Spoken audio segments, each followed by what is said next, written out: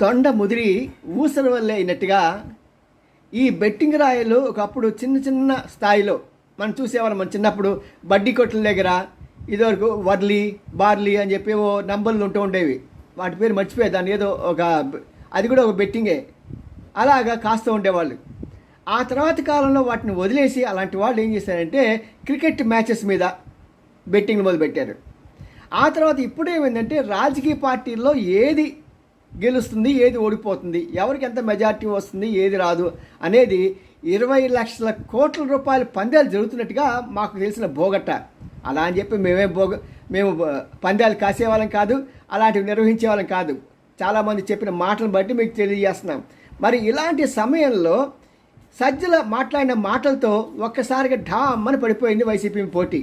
కానీ జగన్ వాళ్ళ యొక్క పార్టీ ఆఫీస్కి వెళ్ళి ప్రజలందరినీ